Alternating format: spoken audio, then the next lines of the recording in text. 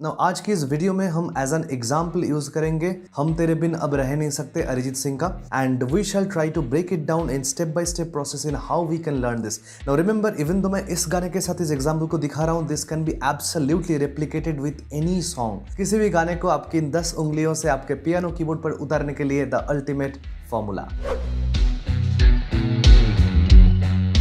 Step number 1 होता है उस गाने के स्ट्रक्चर को समझना। यानी कि आप जब इस गाने को उतारने की कोशिश कर रहे हैं, पहले उस गाने को बार बार सुनिए ताकि आपके दिमाग में जो है इसकी एकदम अच्छे से एक छवि बन जाए कि मुखड़ा कितना लंबा है, कितनी बार कौन सी लाइन जो है रिपीट की गई है, उसके बाद लेट से अंतरा कहाँ पर आ रहा है, दोनों अंतरा अगर होते हैं, टिपिकली 2 अंतरा होते हैं, तो क्या 2 अंतरे में सुर का कोई अंतर है या फिर वो सुर बिल्कुल सेम है।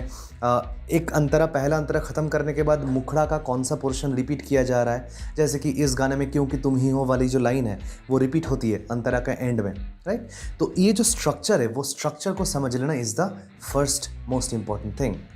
तो सबसे पहले बात करते हैं इस गाने के स्ट्रक्चर के बारे में। ये गाना स्टार्ट होता है एक पर्टिकुलर म्यूजिक पीस से जो कुछ इस तरीके से साउंड करता है।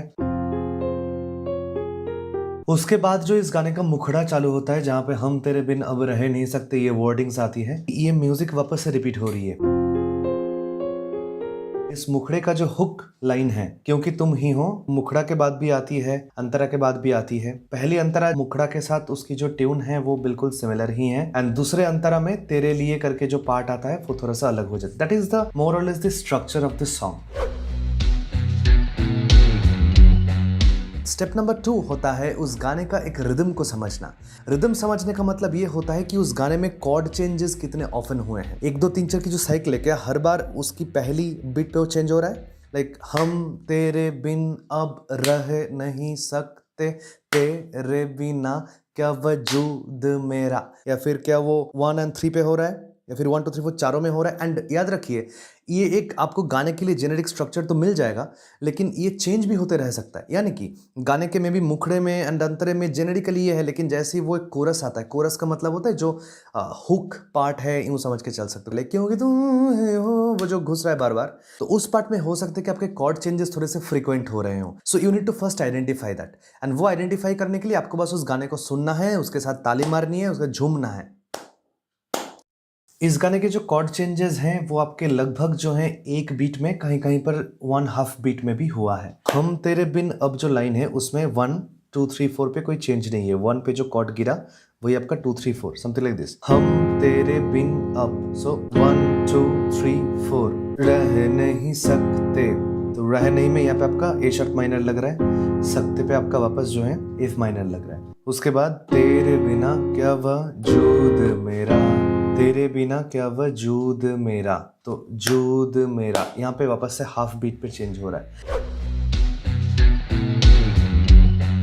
उसके बाद बात आती है स्केल आइडेंटिफिकेशन करने की। तो पहले आप उस गाने के जो है नोट्स थोड़ा बजा कर देख लीजिए ताकि आपको आइडिया लग जाए कि उस गाने में क्या क्या नोट्स मोर और लेस लग रहे हैं, वहाँ से आपको स्केल पता चल जाएगा। अगर स्केल पता नहीं चलती, obviously you can refer online tutorials and things like that, जहाँ पे आपको गाने का नाम डालने से टिपिकली स्केल पता चल ही जाते हैं। But anyways we have to build the skill, जहाँ पे हम खुद स्केल को समझ पाएँ, ऐसा ऑनलाइन देख कर नहीं, तो वो हो जाएगा। आपको बस नोट्स देखने पड़ेंगे क्या क्या मोर और लेस लग रहे हैं। देखो, स्केल समझने के लिए 2 चीज़ है, नोट्स मोर और लेस देखो क्या क्या लग रहा है, तो आपको आइडिया लग गया कि इस गाने में लगभग ये नोट्स लगते हैं। और दूसरा होता है कि गाना रेस्ट पे जब आ रहा है, यानी कि जिंदगी अब तुम ही हो, तो वो जो रेस्ट पे जहाँ पे आया, दैट इज टिपिकली उस गाने का सा होता है। ज़रूरी नहीं है बट यूजुअली उस गाने का सा होता है। कुछ कुछ गाने के केस में वो उस गाने का पा हो सकता है, यानी कि 5th नोट हो सकता है। तो जैसे आपको स्केल पता चल गई, स्केल के नोट्स को एक बार उंगली पर बिठा लीजिए, उसको बस बजाते रहिए, तो वो एक मेंटली आप तैयार हो जाएंगे उसके साथ। इस गाने में जो नोट्स लग रहे हैं लगभग कुछ इस तरीके से, देखिए, हम तेरे बिन अब रह नहीं सकते, तेरे बिना क्या वजूद मेरा। तो यहाँ पे जो है मोर और लेस हमको नोट्स मिल जा रहे हैं। देखिए, एफ लगा, जी लगा, जी शार्प लगा, ए शार्प लगा, सी, डी फ्लैट, ई फ्लैट, एफ। तो ये जो हुआ ये आपका बेसिकली एफ माइनर का स्ट्रक्चर है। तो जैसा मैंने कहा, एक मेंटल नोट ले लीजिए, मेंटली बस याद कर लीजिए कि कौन कौन से नोट्स लग रहे हैं। तो अगर आपको एक कॉर्ड पकड़ना है, मान लीजिए अगर मैं ये कॉर्ड पकड़ लूँ, मुझे इमीडिएटली वो रिंग करना चाहिए दिमाग में कि भाई ये नोट तो बिल्कुल ही जो है आउट ऑफ स्केल लग रहा है। F A C F major तो इस गाने में लग नहीं सकता। इसके बाद आपको देखना पड़ेगा कि आपके कॉर्ड नोट्स कहाँ कहाँ पर लग रहा है, पासिंग नोट्स कहाँ कहाँ पर लग रहा है। Now this is a very important concept to know. Okay, chord notes का मतलब ये होता है कि आप जब एक कॉर्ड जो बजा रहे हैं उसमें जो 3 या 4 जो भी जैसा भी कॉर्ड है उसमें जो नोट्स लगे हैं, आपके म्यूज़िक में आप जो प्ले कर रहे हैं मेलोडी, उसमें जो नोट पे वो आ रहा है, टिपिकली जहाँ पे वो रेस्ट कर रहा है हर एक बार, हर एक बीट में, वो आपका ये तीनों नोट में से एक नोट होता है। यूजुअली मैं ये नहीं कह रहा हूँ कि हमेशा होगा, यूजुअली वैसा होता है। तो उनको हम कॉर्ड नोट्स कहते हैं। और एक होते हैं पासिंग नोट्स। पासिंग नोट्स मतलब जैसे कि ना ना ना ना ना ना ना ना ना ना, ये जो ना ना ना ना ये जो पार्ट है, या फिर ना ना ना ना ना ना ना ना ये जो पार्ट है, ये सब पासिंग नोट्स है। मतलब जो मूव होते हुए चला जा रहा है, left to right, right to left, move होते हुए जो चला जा रहा है वो आपके पासिंग नोट्स हैं। Got it? देख लेते हैं इस गाने में किस तरीके से आपके chord notes and passing notes हो रहे हैं। तो जनरली जो स्टैंडिंग नोट्स होते हैं, स्टैंडिंग नोट्स मतलब जो नोट कुछ लंबा देर के लिए चल रहा है, जनरली वो कॉर्ड नोट होता है। जैसे कि देखिए, अगर आप देखेंगे बस इतना, हम तेरे बिन अब, सिर्फ इतने के अंदर अगर हम देखते हैं, सी एक नोट है और एफ एक नोट है जिसपे हम सबसे ज्यादा टाइम बिता रहे हैं। बाकी नोट्स को हम टच करते हुए निकल जाए। देखिए,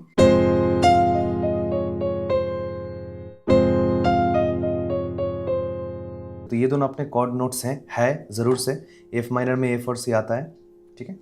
एंड डी शार्प और सी शार्प जो है पासिंग नोट्स हुए यहाँ पर, ठीक है। वापस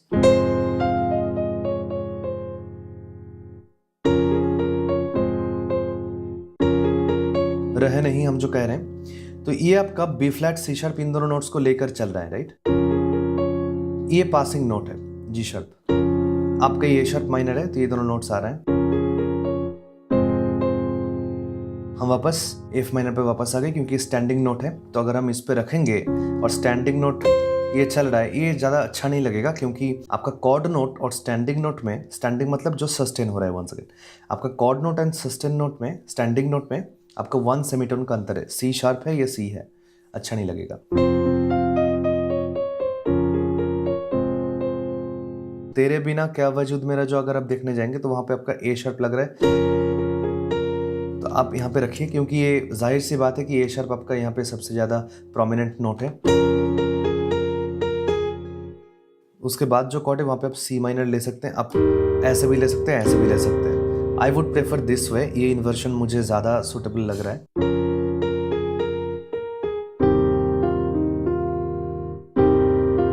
देखिए यहाँ पे एफ पासिंग नोट आ रहा है, सी माइनर में है। वापस यहाँ पे आपका एफ माइनर आ गया क्योंकि तुम ही हो वाला पार्ट है कुछ इस तरीके से। देखिए ऑब्वियसली पासिंग नोट से ना ना ना ना ना टच होकर निकल जा रहा है, इसको लेकर उतना सोचने की जरूरत नहीं है। ये आपका प्रोमिनेंट नोट है, स्टैंडिंग लग रहा है, यहाँ पर एफ माइनर लगेगा क्योंकि उसके साथ ये जा रहा है। यहाँ पे मैं ए शार्प माइनर वापस लगा रहा हूँ। देखिए ये कॉर्ड्स मैं इंटरनेट पर देखकर नहीं बजा रहा हूँ, मुझे जो लग रहा है कि मेलोडी के हिसाब से मैं वही लगा रहा हूँ।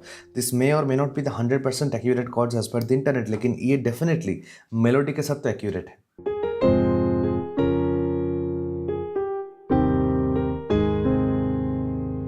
जिंदगी सी माइनर से जी शार्प मेजर, सिर्फ ये नोट चेंज हो रहा है, अब तुम ही हो।